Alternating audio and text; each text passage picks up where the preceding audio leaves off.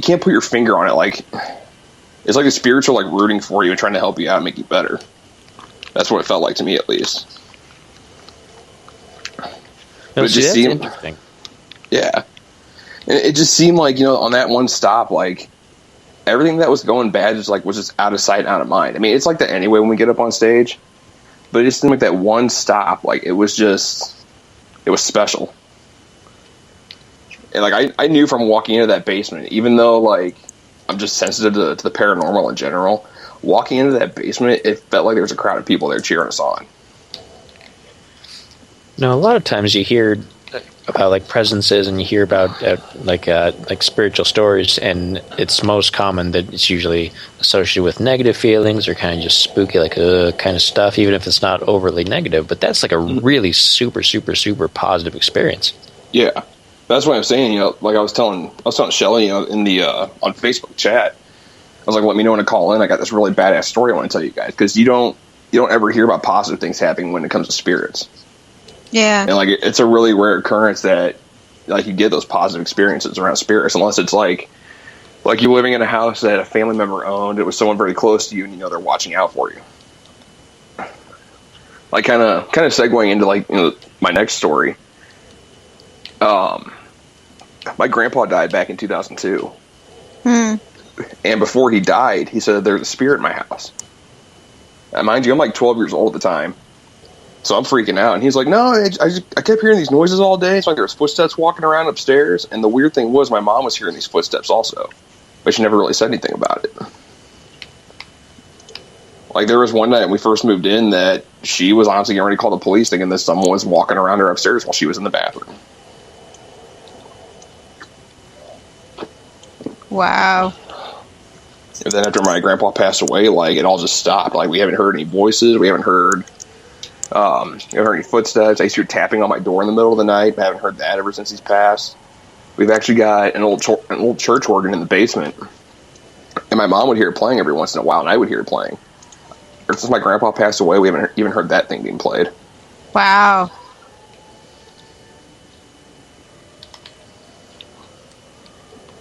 So, I mean, it's really intriguing when you talk about spirits, because some people get really put off on it. And you got people who get really drawn into it. Yeah. So. Yeah, it's pretty intense. I mean, a lot of people don't really want to say, yeah, I experienced that, unless they had the experience. So, like, oh my God, yes, I did. So, right. You know, so I'm going to open the phone lines again. You know, if you guys do have a ghost story, since it's Halloween, why not? Well, you guys can call it anyway. Here is a phone number, okay? And I'll try and make sure Skype doesn't screw up either. I don't know what's going on with Skype today. It haven't done this kind of funky stuff since season, 1? It's the spooky Halloween show. Of course it's going to be all... That's true. Okay, I'll give it that way. Alrighty. Let's see. What am I doing? I don't know. What is my phone number? As long as we don't have somebody call in, like somebody from another band say, oh yeah, blah, blah, blah. And then when we talk to them later, they say, I never called in. Right. That was freak me out, man. That would freak me out. Okay. I gotta remember that one for later.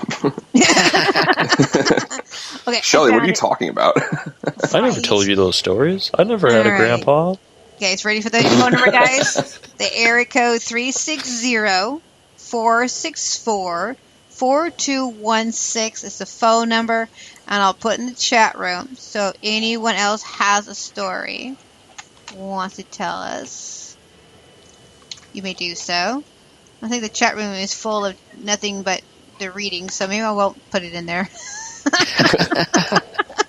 By the way, here's the phone number. Here's the phone number, but I think I'll just leave it there for a second. 360-464-4216, the phone number if you have any other stories. Now, I have a story, but it's not a music venue. I told a few episodes ago when we got this thing going, or this topic going, is that it gives me chill every time I talk about this too. Actually, I have quite a few stories, actually. I do too. I remember this one, too. All right, so I was probably like 12 years old. Well, maybe a little older than that, but I know I was in high school. Okay, a little older than that. And then my mom used to have a cleaning business downtown Tacoma, and so I would go out and help her all the time. And you always see all these spirits running around. You can actually see them, or on the corner of your eye, all this stuff. And you hear stories where they came from and all that stuff, right?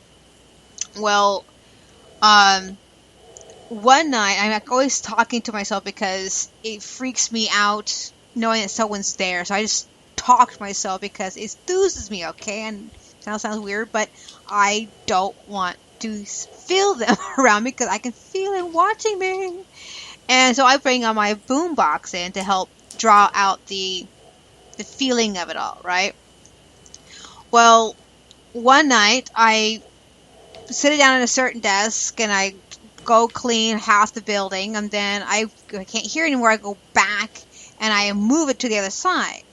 Well, obviously the spirit seems to know that I'm doing this, so because I go back one night, go pick up the boombox, yes, a boombox, pick it up, and I kid you not, there was a shadow figure sitting right on that chair with white eye sockets. I'm just like, dude, okay then. Walked away. And after I cleaned that building, that was my last time I set foot in that place. Nope. The thing is, it's weird because I've been wanting to talk to one and talk to and see what they're like and all this stuff, and I chickened out. I felt so stupid, like, oh man, that was my chance, man. Oh well, what can I say? That's the thing. That's the thing with apparitions. Like, you get so excited and like build yourself up to actually want to communicate with the spirit, then you actually see an apparition. You're like, nope, not happening. It was not. I guess it wasn't. It just was not what I was expecting. Period. That's basically what I wasn't expecting that to happen. So right. And another incident, I was in Lakewood, just moved into this apartment, and again, not a music venue, but I was in my brand new apartment, and all of a sudden, I was asleep. I felt this weird sensation. It woke me up. I hate that sensation because I know what it means. And I heard someone come through my door, even though it was locked. Said, honey, sorry about that. Start talking, la la la la la la la. And I literally felt the person climb into bed with me and put his cold hand on my back. I jumped 3 feet in the air, got out there going, holy crap, no way out. Goes like, hey, baby.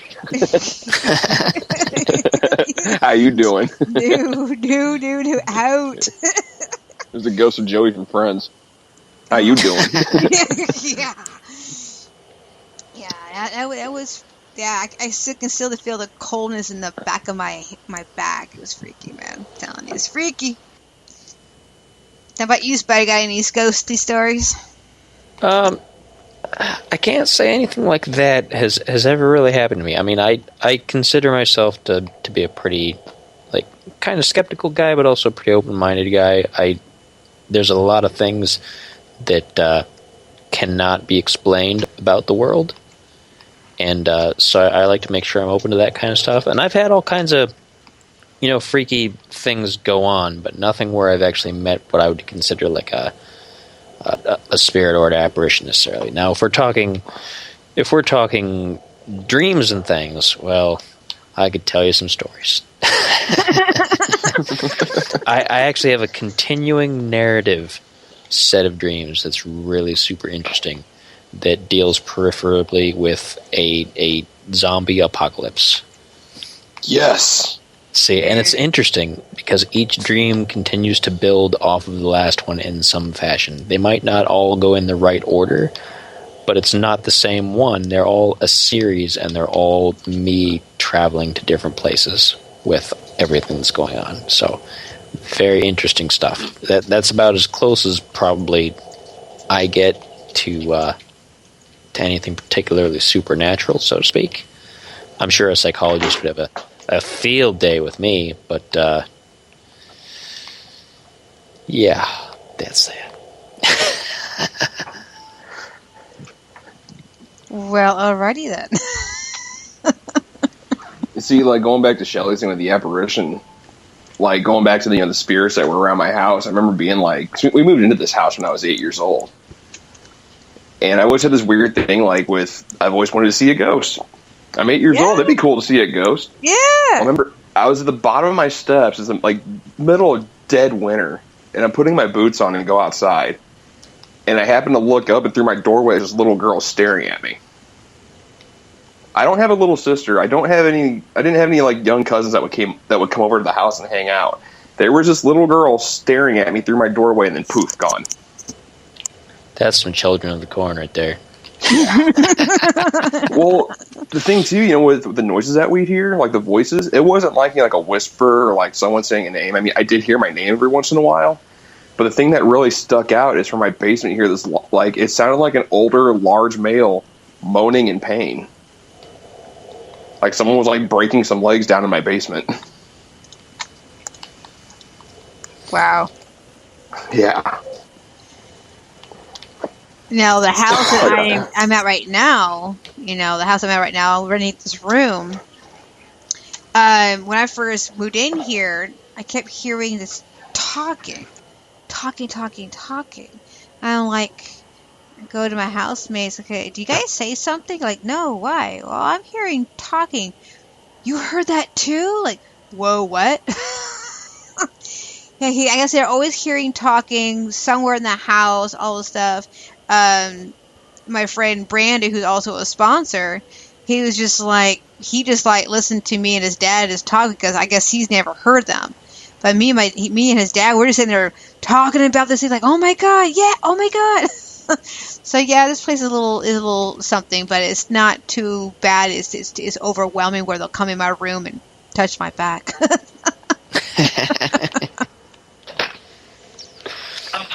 See, and then let me go with the TV on. See, the one thing that really freaked me out when me and my mom were looking for houses, I think it's like what kind of started the whole like paranormal like attachment to me. And I'm not saying it was attached to me just about being cocky. I'm just saying is like shit would happen to me. It wouldn't happen to my mom really. She'd just hear things. But one of the houses that we looked at was actually in the old town of my hometown. Mm-hmm. We walked into this house, and yeah, it was in winter. People were still living there. But the house had like this really eerie, like death-like cold inside of it. And there was a lot of satanic imagery and sculptures in there. They had a pentagram that was painted on the ceiling on the basement. Red candles everywhere. I mean, it was like something straight out of like an 80s horror flick. And it was like the creepiest thing I'd ever seen. Like statues of Anubis. There was actually a devil's head up on the wall. Yeah. Paintings that were around satanic imagery. It was like the weirdest shit I'd ever seen in my entire life. Mind you, I'm like 8 years old. Well, when I walked out of this house, I felt that cold still. And it wasn't like, just the weather being cold. Like, it was like lifeless, And then from like age like 8 all the way to 12 until my grandpa died, I'd wake up in the middle of the night and there'd be a set of yellow glowing eyes in the corner of my room staring at me, and then the room would brighten up as soon as like the eyes went away. I got thrown to the floor in my hallway. That's another one. I think I was 10 years old. I got like thrown face first down to the floor. I woke up one night with a knee in my chest and hands around my throat. Wow. Like, yeah, stuff for a kid to go through. Like, that's like, I get worried about it, but at the same time, like, I go and chase it because I want to know more about it. Like, I'm one of those idiots. It was weird. Like, I can't explain like a lot of the, like what I felt because like just the sheer terror of what I went through. Like I'm talking to you right now, and all the hair on my body's standing up on end. Yeah, I believe it. I'd hear 3 taps on my windows, and everyone knows that studies paranormal stuff, especially with demonology. 3 taps is a symbol of 666. But also being an atheist, I don't really believe in that stuff. But even though talking to a preacher about that, whether you believe it or not, there are malicious spirits